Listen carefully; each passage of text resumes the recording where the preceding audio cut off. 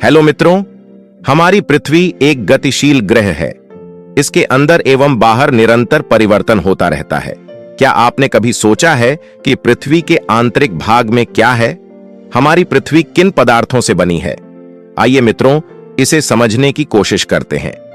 पृथ्वी की आंतरिक संरचना के विषय में पर्याप्त वैज्ञानिक प्रमाणों के अभाव में पूर्ण ज्ञान नहीं है, क्योंकि पृथ्वी की त्रिज्या लगभग 6371 किलोमीटर है।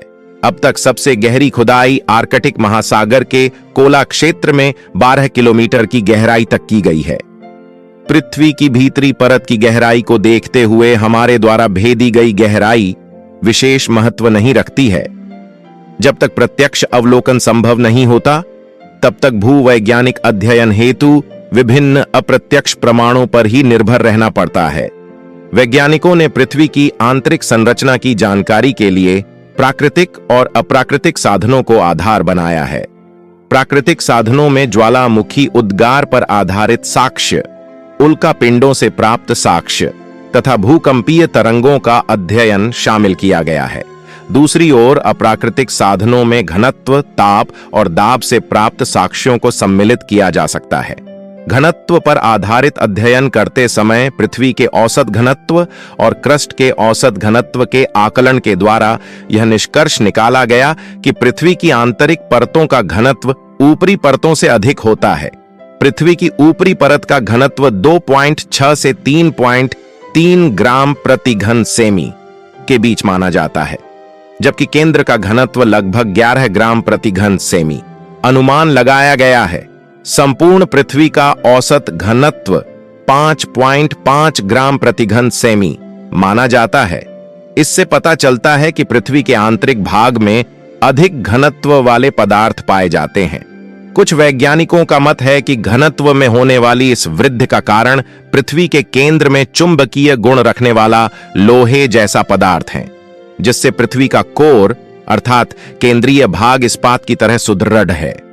इस प्रकार घनत्व पर आधारित अध्ययन के आधार पर कहा जाता है कि पृथ्वी की सतह से अंदर की परतों में जाने पर विभिन्न रासायनिक संरचना और संगठन वाली परतों के घनत्व में वृद्धि होती है। मुख्यतः पृथ्वी के आंतरिक भाग को क्रमशः ऊपर से केंद्र की ओर क्रस्ट, मैंटल तथा कोर में बांटा गया है। फिर भी रासायनिक संगठन के आधार पर एडवर्ड स्वेयस ने पृथ्वी के आंतरिक भागों को क्रमशः ऊपर से केंद्र की ओर सियाल, सीमा एवं निफे परत के रूप में भी सीमांकित किया है। सियाल परत महाद्वीपीय अवसादी शैलों के नीचे स्थित होती है। इसके मुख्य संघटक सिलिका एवं एल्यूमिनियम हैं, इसीलिए इस परत को सियाल कहते हैं। इसका औसत घनत्व 2.9 ग्राम घन सेमी है तथा परत की मोटाई लगभग 50 से 300 किलोमीटर के मध्य होती है। सीमा के मुख्य संघटक सिलिका और मैग्नीशियम होते हैं, इसलिए इसे सीमा कहा जाता है। यह सियाल के ठीक नीचे पाई जाती है तथा भारी बेसाल्टी आग्नेय चट्टानों से बनी होती है। इस परत का औसत घनत्व 2.9 से 4.7 ग्राम प्रति घन सेमी के बीच होता है तथा इसकी मोटाई 1000 से 2000 किलोमीटर तक है। नीफे परत निकल तथा फेरियम अर्थात आयरन से मिलकर बनी होती है, इसलिए इस परत को नीफे कहा जाता है।